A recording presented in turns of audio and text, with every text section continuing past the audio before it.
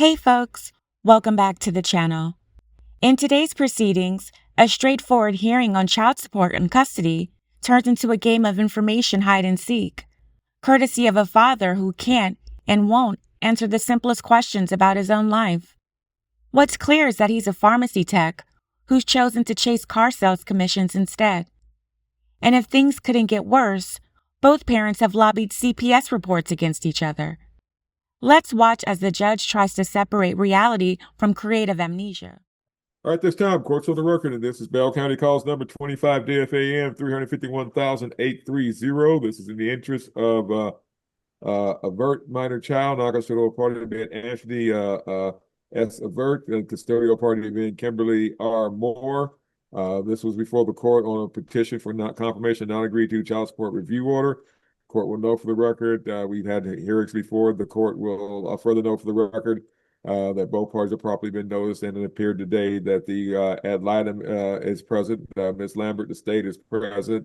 Mr. Diamond. And at this time, I'll ask Mr. Diamond and Ms. Lambert for opening statements to tell the court what the states. Well, I'll start with the state to see what the state's requesting we do here today. Whether or not you're requesting this to be a final order, then I'll go to the ad litem and have her make an opening statement on behalf of what she wishes to do as far as representation of her client's concerned. Like I always say, folks, I'll let non-lawyers make opening statements. They don't get it right. They always make closing arguments or just general statements. So at the end of the hearing, if you wish to make a closing argument, you'll be allowed to do so. But this time, I just want the lawyers to lay out what we're going to try to do here today. So, Mr. Diamond, you may proceed. Thank you, Your Honor. It sounds like a final order is probably not going to be appropriate today.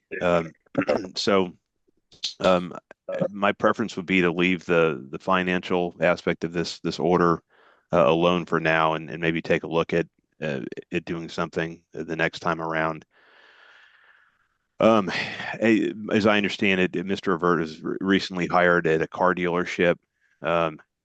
So I'd like to see how this plays out. That'd be my preference. I imagine the court probably would too, and see if he's going to be able to make anywhere close to what he was making as a pharmacy technician. But that's really all I have, Your Honor. I defer to Ms. Lambert on conservatorship, possession, access. All right, Ms. Lambert. Thank you, Your Honor. I agree with Mr. Diamond that today would not be appropriate to try to, I think, even pursue a final order. One of the issues is the income verification for Mr. Avert. I do have concerns on behalf of my client that, Mr. Avert does have a license to be a pharmacy tech and was offered positions as a pharmacy tech that he declined for this unsteady commission-based job. So I would like to see some pay stubs to see perhaps if he's successful in earning a viable living in order to support the child in this case. The other issue, Your Honor, is that there are still 2 open pending CPS cases. Each parent made a report against the other. My understanding is that currently nothing has been substantiated, but I would prefer, before making any kind of recommendation regarding conservatorship, to be able to see from CPS themselves that these cases have been closed with no findings. Mr. Avert did file a counterpetition, a pro se counterpetition, to ask the court to address conservatorship because this originally just started off as a non-agreed CSRP, where I was prepared to make a recommendation regarding possession and access only. So that has kind of opened up the floodgates. If the court were to make any additional orders today, there would just be 2 requests that I would ask as the ad litem. One request is that when the parties are doing the exchange, that they're not sending a stranger to pick up the child that the other parent does not know. And that's mainly based on the age of the child. He's only 1. The second is that neither party would take any action to jeopardize the employment or child care arrangements of the other parent. And I would just ask that those 2 terms be added. Everything else can remain as in the temporary order until we get the income verification and the confirmation from CPS that they have no concerns about the welfare of these children. All right, did temporary have a copy of the standing order attached to it? I'm sorry, Your Honor. Checking that now, Your Honor. I'm trying to see the temporary order have a copy of the Bell County standing order attached. If not, it needs to be.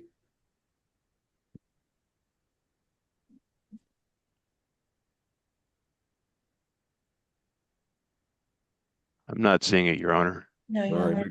All right, make sure the new one has it attached to it, please. Thank you. Yes, Your Honor. All right, folks, Bell County has a standing order what people can, parties can and cannot do during the pendency of a SAPSER action or, well, divorce action, everything else. I'm including that in this order. It's the order of the presiding district judge and all the other district judges. This be included in family law orders, and it will be done in this one. But this time, I'm going to go ahead and get some testimony from everybody. I understand the state and ad litem are requesting a temporary order and the circumstances dealing with dad's new employment and still pending CPS matters. Here's the deal, folks. You might want to read the family code about unsubstantiated CPS matters, so because it comes down pretty hard on them. So, but I will wait for the investigation to be completed, and then we'll take that up at the next hearing. But for right now, I'm going to go ahead and let the state call you both as individual witnesses. Again, I'm looking at doing a temporary order, further temporary order, and I'm looking at it adding the standing order as far as the well, it's actually pretty much an injunction is what it is. But it's got a ton of injunctive relief in there, and that's going to come into play with y'all at this point. If you have any questions about what it actually means legally, you can ask the ad litem, and she'll give you that information. But this time, I'm going to ask both of you. At this time, I'll ask both of you to raise your right hands and let me get you under oath, and we'll proceed. All right, do both solemnly swear or affirm your testimony you're going to give here today is the truth, the whole truth, and that but truth will help you. Yep. Yes. Yes. All right, thank you both very much. And I didn't know. I'll know for the record. I didn't. I found Mr. Vert's pro se pleadings, but I do not. I have not been able to find any service on the custodial party or certificate of services to the ad litem and to the state. But I'll let Mr. Vert figure that one out. Can't help you learning how to practice law, sir, but there are certain procedures you still have to follow when you do any type of pleading. So, but this time they're under oath. You can call your first witness then, Mr. Diamond. Thank you. Thank you, Your Honor. I'll call Mr. Revert. Sir, will you state your full name, please? Can I offer my evidence first? No, sir. That's not the way it works. Sorry. You're Mr. Vert. First off, sir, you have not. Here's the deal, sir. I can't tell you how to practice law, but I can tell you right now, even though you have pleadings on file, those pleadings have not been properly noticed on the other side, and you cannot go into those pleadings at all today without I there provided being. them to both people, to both parties. Did you, sir? I do not see a return to citation. Sir, here's the deal. I'm not going to argue with you, okay, Mr. Vert? Mr. Vert, I'm a licensed lawyer. You're not, okay? If you're going to practice law, learn how to do it right, sir. I do not see a citation showing that the mother was served with a copy of this paperwork. Did you do that, sir? I emailed it to her as I was told. Okay, here's the deal, sir. I asked you a question. Yes. No, sir. Okay, No, sir. then Sorry. that's where we are, sir. She's entitled to be served with a copy of the paperwork. You're not a licensed attorney. That email may or may not gotten there, and you've got to have verifications that she did receive it, and that's through private process server or a sheriff or constable, sir. You may, okay, but I'm going to let the state proceed at this point, and you can, again, I'll let the state call the witness. Thank you. Thank you, Your Honor. So will you state your full name, please, Mr. Revert? Anthony Cheyenne, LaSon King Avert. Thank you, sir. All right, and you recently found a job, is that correct? Correct. Okay, and where are you employed? You talking about now? You said, Yes, where sir. am I employed? That's the question. Yes, sir. Now Maxwell. Okay. What are you, so, and how long have you been at Nile Maxwell? 35 days. Okay. All right. So my understanding is there's a 30-day training period with base salary of $3,500. Is that correct? Yes, that's over with. Okay. And so then, and what's the pay structure? What's the base pay structure after the first 30 days? You're paid minimum wage per the hours worked. Okay. And how many hours are you getting a week at Nile Maxwell? About 40. Okay. All right. And then there's a bonus structure based on how many cars you sell and how much you sell the car for. Correct. Okay. All right. Let's talk about so and all right. So you found a job. Let's talk about let's talk about the other side of this. Have you also been applying for jobs while you've been working at Now Maxwell and Colleen? Have I? I did a couple of them. Like I said, I turned them down. Well, since I've been doing this, no. Okay. What were the jobs that you applied for? Pharmacy tech in Austin. It was a Walgreens and I think it was like a Ready Pharmacy, something like that.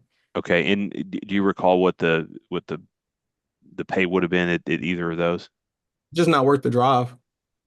The question though is what would the pay have been $20 an hour. at both of them? Yes. Well, no, one of them was 17. One was 17, one was 20. So the one that was 20, how many hours a week would they have had you working? 40. Okay. And what type of a drive would you have been looking at? I have a truck and it's an hour and 10 minutes. Okay, so we're talking like North Austin, and I'm not trying to sneeze at that. I realize the traffic there can be difficult, but we're talking with like North Austin, Round Rock, something like that. No, an hour is like almost like South Austin. Okay. The pharmacy jobs, do they have health benefits available to employees? Did they? Yeah. Okay. But well, usually they do. I can't say yes or no because I didn't take the job there. It wouldn't That have that been. wasn't one of the questions that came up in your interview. Hmm? Was that one of the questions that came up in your interviews?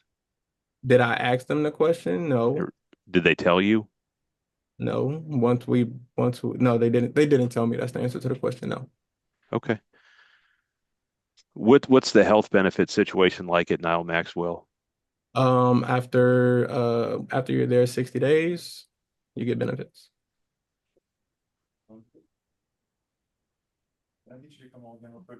And would those benefits also apply to dependents? You correct.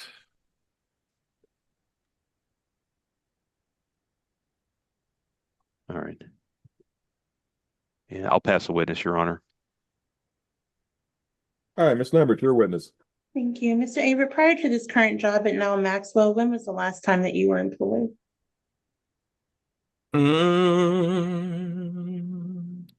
Prior to Now Maxwell, I worked at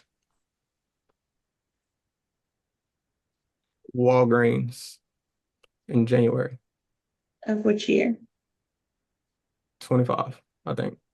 This year, And what was your pay in hours at that job?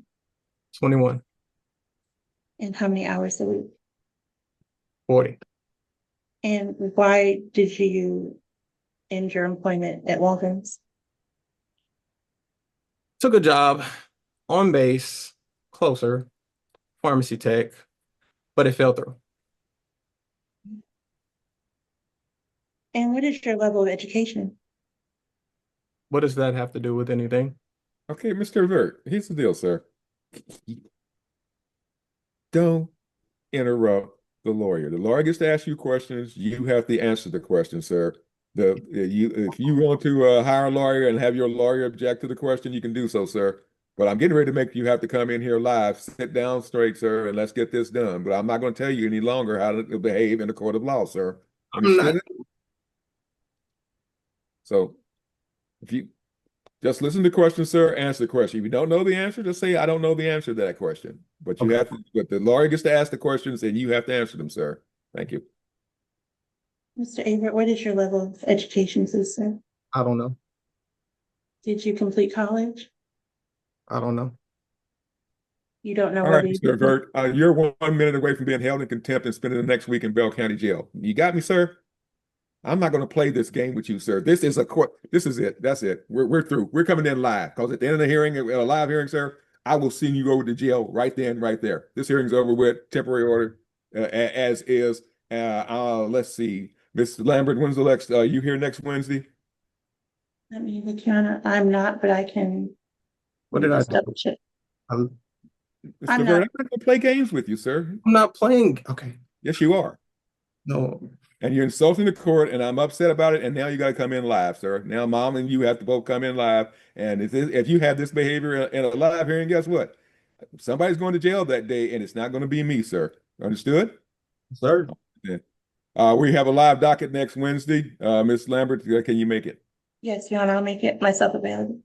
All right, then. I'm resetting this. I'm sorry, ma'am. I'm resetting this to the father's being uncooperative. So I'm going to make this a live hearing next Wednesday and at my courtroom here in Belton, Texas, sir. Ma'am. Yes, ma'am. Question. Can you make it as early as possible? I do work as a jailer at Bell County Jail, there on Loop 121 or at Central. And I work overnight, so Okay. I don't get off till 7:30. All right. Then, ma'am, the docket's at 9. Okay. Okay, I'm thank resetting you. this to 9 o'clock live. All right, Mr. Go ahead and Mr. Everett, you'll receive a copy of the reset order with the address in downtown Belton. We're on 2nd Avenue here, and like I said, the docket calls at 9 a.m., sir. Thank you. I'll be there. Your Honor, may I put some language in the order that states that the parties were advised on the record to attend, because I don't know that we're going to have time to get this out and notice. Right. Yeah, they were advised to attend, and I gave them the date. You said, and the court gave them the date and time. Yes, sir. All right, thank you. Thank you, Your Honor. Thank you, Your Honor. See you guys next. All Thank right, you, we're Ms. all Lambert. good, and everybody's free to go. Thank you. Unfortunately, like I said, I'll see y'all next week, ma'am. Thank you. The father's evasiveness didn't just backfire. His commitment to self-sabotage earned him an in-person judicial reality check. His courtroom strategy boiled down to ego over evidence. If you can't remember your own education and can't provide proof of income, what good are you to anyone? Better yet, how does a child benefit from a parent who weaponizes confusion to avoid accountability? Let me know your thoughts in the comments. And don't forget to like, subscribe, and hit that notification bell for more gripping courtroom moments. Thank you for watching. See you in the next one.